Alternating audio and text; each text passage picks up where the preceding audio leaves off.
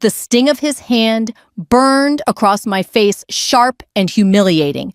Gasps rippled through the hall. My father's voice thundered, echoing off the marble walls. "You're not welcome here." I stood frozen, my jaw tight, as hundreds of eyes turned toward me. Then, an unmistakable sound shattered the silence. Chairs scraping, heavy boots striking the floor. 400 Navy SEALs and 2 generals in perfect unison rose like a wall of steel. Their eyes locked on me, their voices booming like thunder. Admiral Davis awaiting orders. My father trembled, his face drained of color. His hand, the same hand that had struck me, shook uncontrollably. In that moment, the man who once cast me out, who branded me as worthless, realized the truth he could never have imagined. But before that night, before the salute that silenced the world, there was another night 15 years earlier when he shattered me for the very first time. I was 18 when my father destroyed whatever bond we had left. He was a decorated veteran, a man who wore his medals as armor and believed discipline was the only measure of worth. To him, strength was obedience, and obedience meant following his path, his dream, not mine. I can still remember the night. It was late summer, sticky and hot, the kind of night where even the air feels heavy with expectation. My brother had just been accepted into West Point. My father practically beamed with pride, chest puffed out like he was the one who got in. Meanwhile, I was the other child, the girl who wasn't good enough, who hadn't lived up to the Davis name. I told him I wanted something different. Not West Point, not law school, not the path he'd etched into stone. I told him I wanted to serve in my own way, to find a route that belonged to me. His face turned red. "You don't get to choose," he barked. "You think you're special. You're nothing without this family, without me." My mother sat silently, eyes downcast. My brother smirked in the corner, basking in the glow of being the golden child. I stood tall, at least I tried to. "Dad, I'm not you. I don't want to live your life. I'll find my own." The crack of his hand across my face came before I even realized he'd moved. The sting was instant, but the words that followed cut far deeper. "Get out. You're no daughter of mine." My heart stopped. I thought maybe he was bluffing, maybe anger had gotten the best of him. But then he stormed into my room, yanked open my dresser drawers, and began throwing my clothes into a duffel bag. I tried to stop him pleading, crying, but his voice was iron. "You will not shame me. You will not drag my name into the dirt. You leave tonight and you don't come back." That was the last night I spent under his roof. I left with a single bag, no plan, no money worth mentioning, and no family to lean on. I remember walking down the street, the glow of our house fading behind me. My legs felt like lead, but my chest burned with something stronger than grief rage. Rage at being abandoned. Rage at being erased. I swore then under the dark sky that I would prove him wrong, not for his sake, not even for the family name he worshipped so much, but for me, for the girl he tried to bury. I enlisted within the year. Basic training was brutal, but every insult hurled my way, every doubt cast on me, only fed the fire inside. I wasn't the strongest or the fastest or the most gifted, but I was relentless. When others broke, I pushed harder. When they quit, I stayed. And through it all, I carried his voice in my head. "You're nothing. You're not welcome." I turned those words into fuel. 15 years later, that fuel had carried me further than he or anyone could have imagined. But on that first night, as I lay in a cramped, cheap apartment with nothing but my duffel bag, I cried myself to sleep. Alone, abandoned, rejected. And yet, in that loneliness, a seed was planted. The seed of the woman who would one day walk back into his life, not as a failure, not as a burden, but as Admiral Davis. For 15 years, silence was my constant companion. Not the peaceful kind, but the heavy, suffocating silence of being forgotten, erased. My father never called. My mother never wrote. My brother certainly never cared. I built my life inside that silence, and within it, I learned how to fight. When I enlisted, I was just another face in a sea of recruits. They looked at me, slender, unremarkable, a girl with a chip on her shoulder, and they doubted I'd last a week. I could feel it in their eyes, hear it in their whispers. She'll quit. She's soft. She doesn't belong here. But I didn't quit. I woke up before dawn, ran until my lungs burned, pushed my body past every breaking point. When my arms shook and my muscles screamed, I told myself pain is temporary. Failure is permanent. There were nights I collapsed onto my bunk, bruised and bloodied, every inch of me begging to give up. But I remembered the sting of that slap, the fire in my father's eyes when he said, "You're no daughter of mine." That memory kept me going when nothing else did. The weeks turned into months, the months into years. I climbed slowly at first, then faster. I learned weapons tactics survival. I learned how to lead, not with fear, but with example.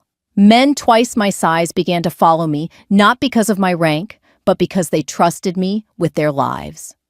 I never sought glory. I never asked for medals. But glory has a way of finding those who endure. By the time I was 25, I'd been through combat deployments that changed me forever. Dusty roads stained with blood. Nights where the only sound was the crack of gunfire and the pounding of my heart. Days when I carried brothers and sisters off the battlefield, vowing I'd never let their sacrifice be in vain. The silence of my family was replaced with another kind of silence, the silence of soldiers who respected me, even in deathly quiet. The kind that didn't need words, only a nod, a glance, a hand on the shoulder after a mission. That silence I embraced. Still, there were reminders. At ceremonies, when names were read, fathers and mothers filled the seats. They pinned medals to their children's chests with tears in their eyes. I stood alone. No father to shake my hand. No mother to hug me. I smiled, saluted, and swallowed the ache. By the time I was 30, the Navy SEALs became my family. I wasn't supposed to make it into that world. The standards were brutal, the competition unforgiving. But I made it. Not by being perfect, but by refusing to quit when everyone else did. Every time the instructors tried to break me, I thought of my father's words. I used his voice as the hammer, and I became the steel. Years passed. Missions blurred together. My name started to spread in whispers, then in reports, then in official briefings. I was no longer just a soldier. I was a leader. And eventually, I was something more. Something my father could never have imagined, a flag officer, an admiral. But titles never mattered to me. What mattered was the trust of the warriors beside me. 400 SEALs who would follow me into fire, who would stand between me and death without hesitation. Men and women who saw me not as weak, not as worthless, but as the one who carried them home. And yet, in all those years, I never once reached back to the man who cast me out. No letters, no calls, not even a whisper. Because some silences are earned. But fate has a cruel sense of humor. One autumn morning, an invitation landed on my desk, a national ceremony, the Veterans Honor Banquet, an event to celebrate generations of service, distinguished guests, military families, a gathering of old heroes and young soldiers. I scanned the list and froze. Among the honored names, Colonel Richard Davis, my father. For 15 years, I'd lived without him. But destiny wasn't done with us. I stared at the invitation for a long time, the weight of it pressing on me like a stone. I could have ignored it, thrown it away. But something deeper called me. Not vengeance, not anger. It was time. Time for silence to end. The morning of the Veterans Honor Banquet was sharp and cold, the kind of autumn day where the air carries both weight and promise. I stood in front of the mirror in my quarters, staring at the reflection that hardly resembled the girl my father had cast out 15 years ago. The uniform gleamed white, every medal and ribbon polished to perfection. The 4 stars on my shoulder weren't just insignia, they were scars forged into steel. They told a story of battles fought and survived, of lives saved, of losses carried in silence. I adjusted the collar, smoothed the fabric, and for a moment, I hesitated. Not out of fear, but out of memory. Would he even recognize me? Would he see anything other than the daughter he threw away? I reminded myself I wasn't going for him. I wasn't going for reconciliation. I wasn't going for revenge. I was going because silence had lasted long enough. It was time for truth to stand in the light, whether he could face it or not. The venue was a grand hall draped with flags, rows upon rows of chairs filled with veterans, dignitaries, families, and uniformed officers. A brass band played softly in the background, solemn and proud. The smell of polished wood and old honor lingered in the air. I arrived without announcement. No fanfare, no entourage.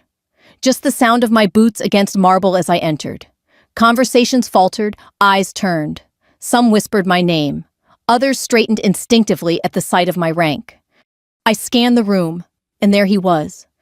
Colonel Richard Davis, my father. Sitting in the place of honor among other decorated veterans, his back as straight as I remembered his silver hair cropped close. His chest was heavy with medals, his expression carved from stone. Age had not softened him. He still looked like the man who once told me I was nothing. My heart twisted, but I kept walking. The seats in the front were nearly full, reserved for families of the honored. My father's wife, my mother sat beside him, her face thinner, older eyes weary. My brother was there too, smug as ever, dressed in his crisp uniform. As I approached, whispers grew louder. My mother's eyes widened. My brother scowled. But my father, his jaw clenched.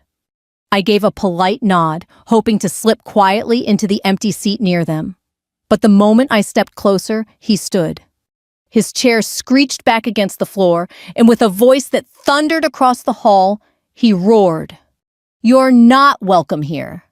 Every conversation stopped. Every eye turned. My chest rose and fell steady, but inside I felt the old wound tear open. Then before I could react, his hand lashed out, just as it had 15 years earlier. The crack of his palm against my cheek echoed through the hall. A collective gasp spread through the audience. Some averted their eyes. Others froze in shock. The sting burned, but I did not move. Not a flinch, not a tear. I stood rooted, staring at him, the man who once again tried to reduce me to nothing. He snarled, spittle flying. "You came here to disgrace me, to humiliate me in front of everyone." Silence followed his words. Heavy, suffocating silence. And then another sound shattered it. The sound of chairs sliding back in unison, the pounding of boots. I turned slightly and saw them. 400 Navy SEALs and 2 generals rising in perfect formation. Their faces were carved from stone, but their eyes burned with fury. They stood tall and unyielding, forming a wall of steel behind me. And then, as one, their voices roared through the hall, shaking the very walls. "Admiral Davis awaiting orders." The room trembled. Guests gasped. Even the brass band fell silent, horns hanging in midair. My father's face, drained of color, his hand still hanging in the air from the slap, quivered violently. His lips parted, but no sound came out. The man who once threw me away, who branded me as worthless, now stood powerless before the truth. And for the first time in my life, I saw fear in his eyes. The sound of that slap didn't fade. It clung to the walls of the hall, echoing in every corner, as though time itself refused to move forward. My cheek burned, but my expression didn't break. Not this time. Not after everything I'd endured. Gasps still hung in the air, people frozen mid-breath. I could feel hundreds of eyes watching some horrified, others stunned, a few almost curious. They weren't just witnessing a family squabble. They were witnessing a reckoning. My father's hand lingered in the air, trembling now, as though even he realized what he'd just done. His face was contorted in rage, but there was something else creeping in a flicker of panic. He had meant to shame me, to cast me down again, to show the world I was the daughter unworthy of his name. But the world didn't react the way he expected. The silence in the hall wasn't the silence of agreement. It was the silence before a storm. And then the storm came. The scrape of hundreds of chairs moving back at once was deafening, a sound like thunder rolling across the marble floor. My father flinched at it, but I knew that sound well. It was discipline. It was unity. It was loyalty forged in fire. I didn't even need to turn fully to know who it was. 400 SEALs and 2 generals, the finest this nation had ever forged, were rising to their feet. Their movements were crisp mechanical, but their eyes burned with controlled fury. Every one of them looked at me, not with pity, not with doubt, but with the absolute, unshakable recognition of who I was. And then, in a single voice that shook the glass chandeliers above us, they thundered, "Admiral Davis, awaiting orders." The words cracked through the hall like artillery fire. Guests recoiled in their seats. Some clutched their chests. Others instinctively rose their bodies, responding to the authority in that roar. I stood tall, my chin lifted, my eyes locked on my father's face. He was pale. His mouth opened, but no words came out. His hand, still lifted from striking me, dropped limply to his side. He looked suddenly small, dwarfed not by my presence, but by the army of steel that now stood behind me. I didn't move. I didn't speak. I didn't need to. My silence carried more weight than any outburst ever could. For the first time in his life, my father saw me not as the failure he believed I was, but as the leader who commanded absolute respect. The woman he'd dismissed as useless was now the very admiral whose orders could move mountains and break nations. Whispers spread through the hall like wildfire. "Admiral Davis. She's his daughter. My God, she's the one they call Iron Resolve." Faces turned not to him, but to me. The room no longer belonged to Colonel Richard Davis. It belonged to the daughter he cast out. He stumbled back a step, his legs unsteady. The mask of authority he wore so proudly cracked, revealing the raw fear beneath.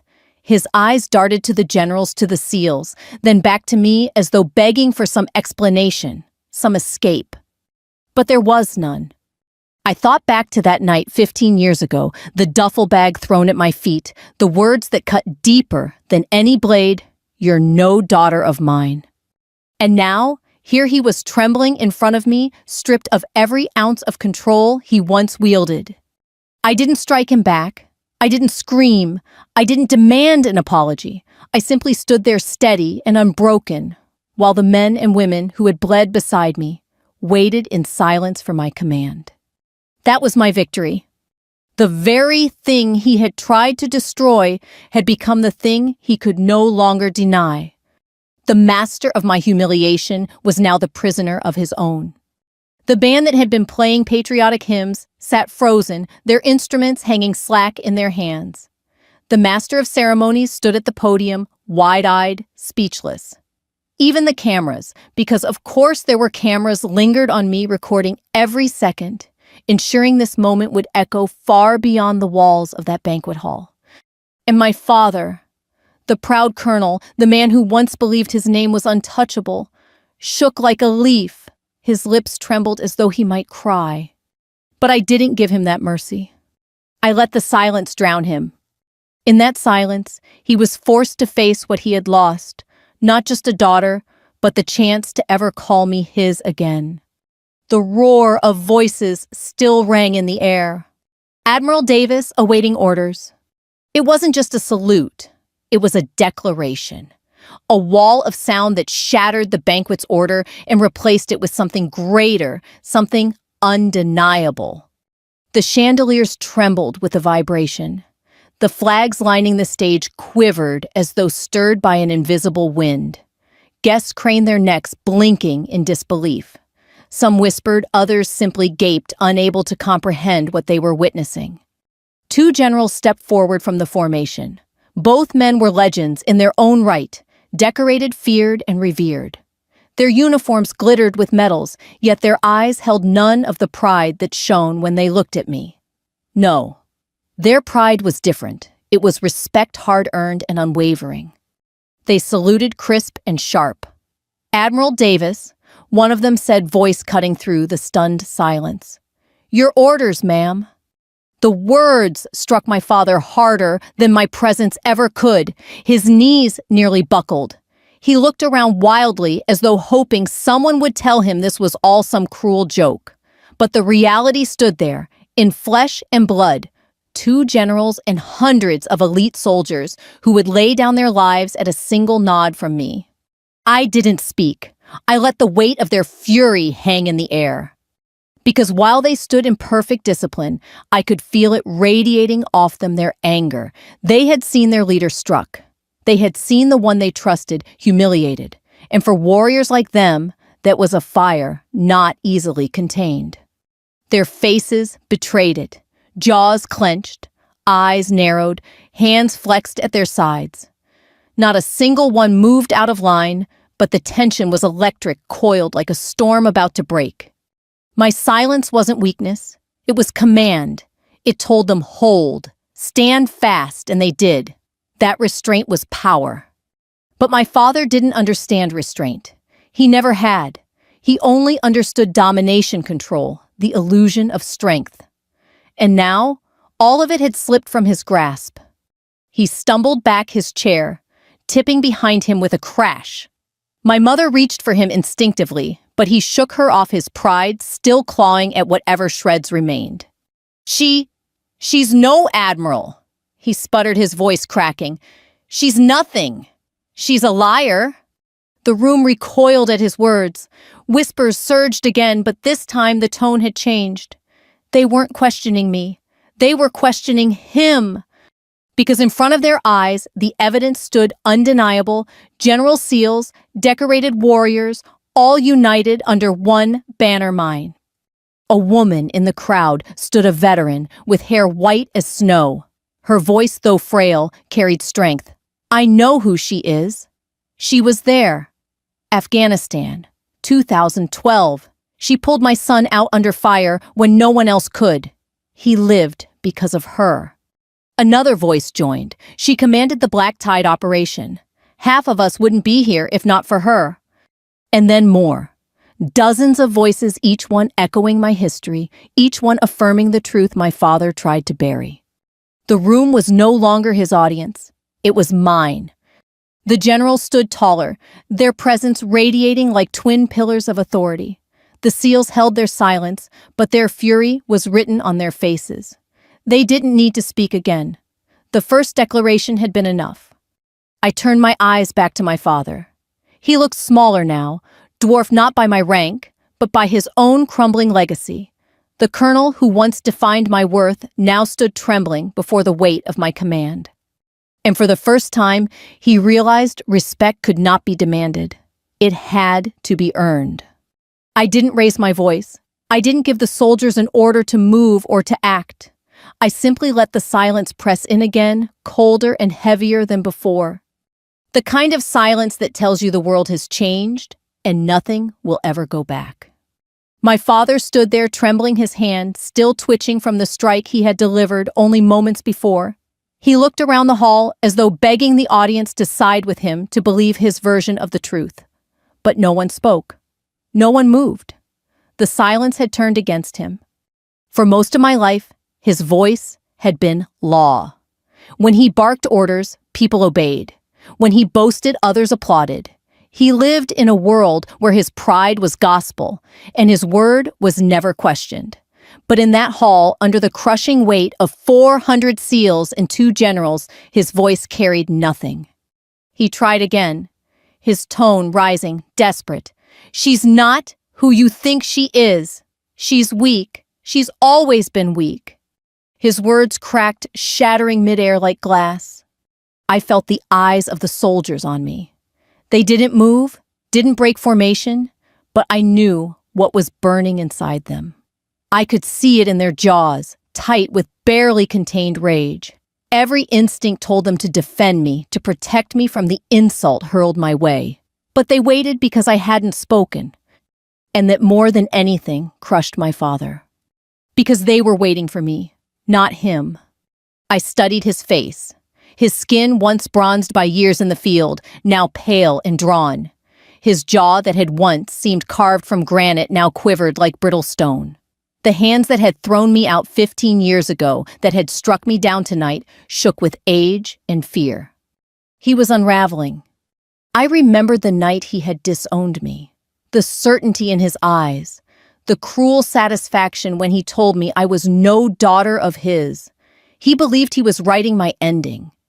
But the truth was standing in front of him now, cloaked not in rebellion, but in authority. I hadn't just survived, I had risen higher than he could ever dream. The hall remained deathly quiet, all eyes on us. My mother's lips trembled, her hand covering her mouth as though to hold back a sob. My brother looked away, shame flickering across his face. My father swayed on his feet. His breath grew ragged, shoulders sagging beneath the invisible weight of humiliation. He whispered hoarsely, more to himself than to anyone else. No, it can't be. Not her. The generals exchanged a glance. Neither spoke. They didn't need to. Their silence was a judgment sharper than any rebuke. I took one step forward. The sound of my heel on the marble floor cracked through the hall. My father flinched as though struck. He looked up at me, his eyes glassy. For the first time in my life, I saw something in him I'd never seen before. Fear. Not the fear of a soldier in combat, not the fear of death. This was deeper. This was the fear of a man whose world had collapsed, who realized too late that the power he once wielded had slipped from his grasp forever. "Admiral Davis!" someone whispered from the crowd, reverent, almost awed. The title rang like a bell echoing across the hall. My father's face twisted, caught between denial and despair. He staggered back another step, his hand groping blindly for the chair he'd knocked over. His knees buckled. If not for the table behind him, he might have fallen. The proud colonel, the man who once towered over me with his iron will, now looked small, fragile even. His chest rose and fell rapidly, his eyes darting, searching for an escape that didn't exist. I said nothing. That was my victory.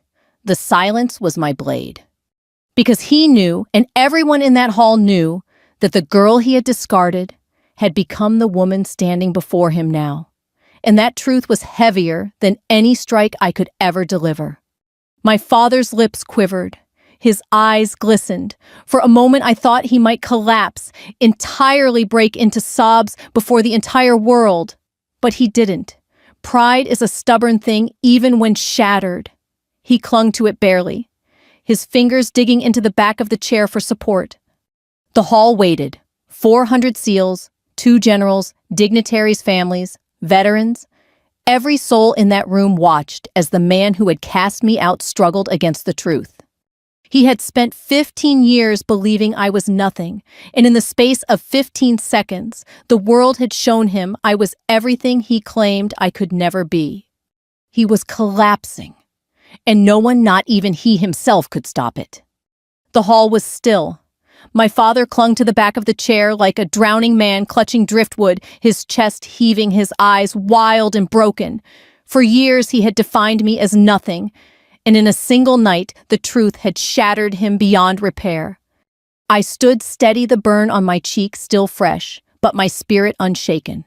My silence was louder than any curse, sharper than any rebuke. The soldiers behind me remained at attention, their discipline unyielding, their presence a living testament of who I had become. I didn't order them forward. I didn't need to. Their very stance told the world that I was not just their commander, I was their shield, their leader, their admiral. I turned my gaze back to him. My father's lips trembled, as if he might speak, but nothing came. The words he had always wielded like weapons had deserted him. For the first time in his life, language failed him. He looked smaller now, hollowed by fear and humiliation. His medals, once gleaming symbols of pride, seemed heavy, dragging him down, mocking him with every glint under the lights. The crowd was silent, waiting for me to speak, waiting for the explosion of vengeance they expected after so many years of silence. But I offered them none. Because vengeance wasn't necessary. I had already won. The victory wasn't in his collapse, it was in my rise. It was in the unwavering loyalty of 400 SEALs and 2 generals, in the whispered acknowledgments of veterans across the hall, in the countless lives I had touched and saved. The little girl he once threw out of his house had become everything he said she could never be, and he had to live with that truth every day for the rest of his life. I stepped back, my heels striking the marble like gunfire. The soldiers parted for me, their eyes never leaving me. Some faces burned with silent fury on my behalf. Others glowed with pride. All stood like sentinels, immovable, unbreakable. My father tried to speak again, his voice hoarse. "Wait!" But I didn't wait. I didn't even look back. I had no words for him. My silence was the answer. My silence was the justice. As I moved toward the exit, the room shifted. Guests rose from their seats, veterans pressed their hands to their hearts, and the hall filled with the sound of applause. Not the polite clapping of formality, but the rolling, thunderous applause of recognition of respect. It wasn't for my rank. It wasn't for the medals on my chest. It was for the journey, for the resilience, for the truth that could no longer be buried. The chandeliers shook with the force of it. The hall became a cathedral of honor, every clap another nail in the coffin of my father's arrogance. I reached the door and paused. For a moment, I let the applause wash over me, let the silence within me settle like a calm sea. Then I stepped through the doorway, leaving the hall, leaving the past, leaving the man who had once cast me aside. Behind me, 400 SEALs and 2 generals remained at attention, their loyalty unbroken. My father stayed slumped in his seat, drowning in the silence I left him with. That night, I didn't need revenge. I didn't need to scream. I didn't need to strike back. Because sometimes the greatest victory is to live in such a way that your enemies, your doubters, your betrayers cannot deny the truth of who you are. And for me, the truth was simple. I was Admiral Davis. As you listen to this story, maybe you see a piece of yourself in it. Maybe you've been dismissed, underestimated, or silenced by someone who was supposed to love you. Maybe you've carried the sting of words meant to break you. Remember this. Your silence doesn't mean defeat. Sometimes it means strength. Sometimes it means patience. And when the time comes when your truth stands undeniable, your silence will roar louder than any voice. If this story touched you, share it with someone who needs to hear it. Subscribe for more stories of quiet strength, resilience, and honor. And most of all, hold your head high, because one day your silence will be the loudest answer of all.